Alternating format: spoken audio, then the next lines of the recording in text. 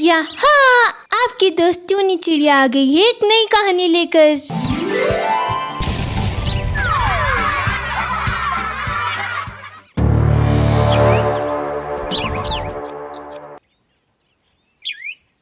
रोहित और विजय तेजी से अपने घर की ओर बढ़ रहे थे। वो दोनों जल्द जल्द घर पहुंचना चाहते थे क्योंकि एक तो रात घिराई थी, ऊपर से सुनसान जंगली रास्ता जिस पर अक्सर ही जानवरों के हमले होने की घटना सुनाई पड़ती रहती थी। अरे यार, आज तो हम लोग गलत समय पर इस जंगली रास्ते पर फंस गए। अरे मैंने कहा भी था कि वो गांव के बाहर वाला रास्ता ले लेते हैं। नहीं, लेकिन तुम्हारी जिद के कारण देखो हमारे साथ क्या हुआ है। अरे ये कोई शहर नहीं है, यहाँ देर रात गए यूं जंगल में घूमना बहुत खतरनाक हो सकता है। अरे यार, तुम तो इसी गांव के हो, फिर भी इतना घबरा रहे हो। मुझे देखो, मैं तो शहर से आया हूँ, फिर भी मुझे तो इस जंगल में बिल्कुल भी डर नहीं लग रहा। अरे उल्टा, मुझे तो ये जंगल बहुत सुंदर लग रहा है। अरे मैं इसी गांव का हूँ, तभी तो बोल रहा हूँ कि ये जंगल बड़ा खतरनाक है। अरे अंधेरा होने के बाद यहाँ बहुत से जंगली जानवर भी मिल जाते हैं। अब तुम बातें करने में समय बर्बाद मत करो, जल्दी जल्दी घर पहुँचने की कोशिश करो बस। रोहित विजय का चचेरा भाई था जो गर्मियों में छुट्टियां बिताने के लिए उसके पास गांव आया हुआ था। दोनों भाई बात करते हुए जंगल पार कर ही रहे थे कि अचानक किसी चीज को देखकर रोहित चीख पड़ता है। अरे विजय, जल्दी आओ! अरे इधर देखो, ये क्या है? क्या हुआ रोहित? कहीं कोई जंगली जानवर तो नहीं? अरे तुम मेरे पीछे पीछे क्यों चल रहे हो? तुमसे कहा है ना, ज्यादा इधर उधर मत देखो, बस जल्दी से यहाँ से निकलने की कोशिश करो। विजय रोहित के पास जाकर देखता है तो उसे वहाँ एक बड़ा सा अंडा पड़ा हुआ दिखाई पड़ता है। अरे यार, ये किस जानवर का अंडा है? अरे इतना बड़ा अंडा तो मैंने जीवन में पहली बार देखा है। तुम्हारे गांव में कोई एलियन भी रहते हैं क्या?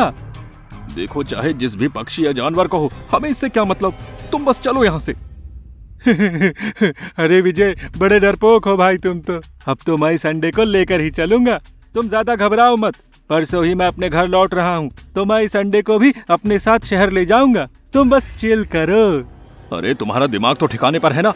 अरे कोई ऐसे जंगल से उठाकर अंडा अपने घर ले जाता है क्या? अरे माँ को पता चला तो दोनों की खैर नहीं। तुम चलो मेरे भाई, क्यों मुसीबत को न्योता दे रहे हो? विजय रोहित को बहुत समझाता है, लेकिन रोहित के जिद के आगे उसकी एक भी नहीं चलती है और रोहित वो अंडा लेकर घर आ जाता है। घर पहुंचकर अरे यार, क्या कमाल की चीज हाथ लगी है। मैं तो इसे अपने सारे दोस्तों को दिखाऊंगा या शहर में साइंस एग्जीबिशन में रखवा दूंगा। मुझे तो लगता है ये किसी एलियन का अंडा है। हाँ। अरे भाई, मुझे तो बहुत ही डर लग रहा है, कहीं इसमें से सच में कोई भयानक जानवर निकल गया और हमें खा गया तो। चुप डरपोक, इसमें से कोई भूत थोड़ी निकल जाएगा। तू अब चुपचाप सो जा और मुझे भी सोने दे। हाँ। दोनों भाई रात को उस अंडे को अपने कमरे में छिपाकर सो जाते हैं। सुबह उठकर अरे ये क्या, ये अंडा तो पहले से भी ज्यादा बड़ा हो गया है। हे भगवान, आखिर ये क्या बना है? मजा ही आ गया।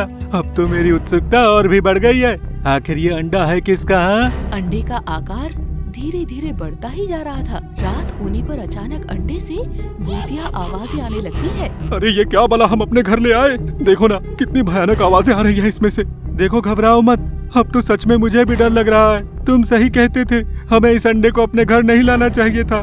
कुछ देर बाद अचानक वो अंडा चटकने लगता है, जिससे विजय और सुमित के कमरे में रखी हुई वस्तुएं हिलने लगती है और नीचे गिरने लगती है। देखो रोहित, इस अंडे से तो कोई पक्षी नहीं, एक चुड़ैल जैसा कुछ बाहर निकल रहा है। इसके पैर भी उल्टे हैं और नाखून तो देखो।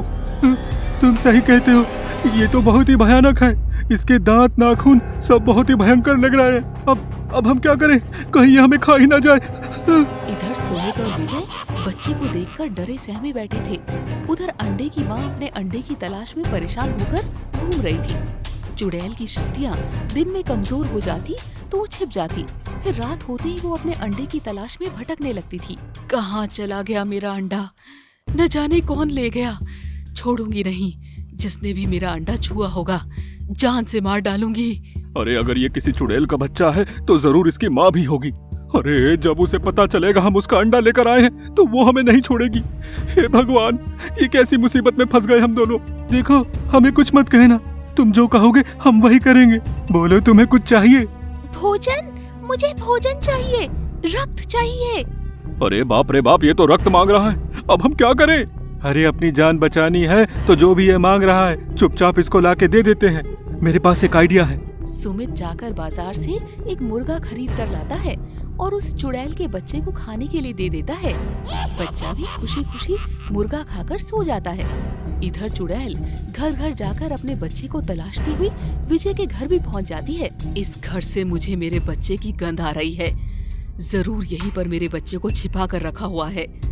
आज तो इनमें से कोई भी जीवित नहीं बचेगा। मेरा अंडा चुराने वाले एक एक को मैं मसल कर रख दूंगी। चुड़ैल गुस्से में विजय के घर के अंदर पहुंचती है। तुम्हें क्या लगा था कि मैं कभी अपने अंडे तक नहीं पहुंच पाऊंगी? अब तुम दोनों मरने के लिए तैयार हो जाओ। मेरा अंडा चुराने और इसे यहाँ तक लेकर आने की तुम्हारी जुर्रत भी कैसे हुई? सच सच बताओ, कहाँ है मेरा अंडा? नहीं तो अभी तुम्हारा खून पी जाऊंगी। देखो, हमें तो पता ही नहीं था कि वो अंडा किसका है। हम तो उसे किसी पक्षी का अंडा समझकर उठा लाए थे, लेकिन हमने उसे कोई नुकसान नहीं पहुंचाया है। हम तो आपके अंडे की देखभाल कर रहे थे। देखो, उससे तो बच्चा भी निकल आया है। क्या कहा? मेरा बच्चा बाहर आ गया है? बताओ कहाँ है वो? कहाँ छिपा कर रखा है तुमने? हाँ, हमने छिपाया नहीं है, बल्कि उसके लिए छोटा सा पालना बनाकर उसे उसमें सुला दिया है। हमने उसे खाना भी खिलाया है। आप हमारी जान बख्श दो। हमने आपके बच्चे को कोई नुकसान नहीं पहुंचाया है। अरे हम तो खुद चाहते थे कि आप आकर अपना बच्चा यहाँ से ले जाओ। चुड़ैल जल्दी से जाकर अपने बच्चे को गोद में उठा लेती है और उसे प्यार करने लगती है। आप मेरी माँ हो ना? आप मुझे छोड़कर कहाँ चली गई थी? मैं तो तुझे कब से ढूंढ रही थी मेरे बच्चे, लेकिन दिन निकलते ही मेरी शक्तियाँ कम हो जाती है, इसीलिए तुझ तक पहुँचने में थोड़ा समय लग गया। सच सच बता, इन इंसानों ने तुझे परेशान तो नहीं किया ना? नहीं माँ, इन्हें माफ कर दो। इन्होंने तो मेरा बहुत ध्यान रखा है, मुझे खाना और रक्त भी पीने के लिए दिया। अपने बच्चे के मुंह से ऐसी बातें सुनकर चुड़ैल का गुस्सा थोड़ा शांत हो जाता है। हम आज के बाद किसी भी अंडे को हाथ नहीं लगाएंगे। अरे विजय की तो कोई गलती भी नहीं है। वो बेचारा तो शुरू से ही मुझे अंडे से दूर रहने को कहता रहा। भगवान के लिए उसे छोड़ दो। तुम चाहो तो मेरी जान ले लो। नहीं, तुम मेरे छोटे भाई हो, तुम इसे छोड़ दो और मेरी जान ले लो। तुम दोनों ने मेरे बच्चे को कोई नुकसान नहीं पहुंचाया है, इसीलिए तुम्हें घबराने की कोई जरूरत नहीं है। मैं तुम दोनों को ही नहीं मारूंगी। इसके बाद चुड़ैल अपना बच्चा लेकर वहाँ से चली जाती है। चुड़ैल के जाने के बाद विजय और सुमित भी चैन की सांस लेते हैं और आगे से फिर कभी अंधेरे में जंगल की तरफ न जाने की कसम खा लेते हैं।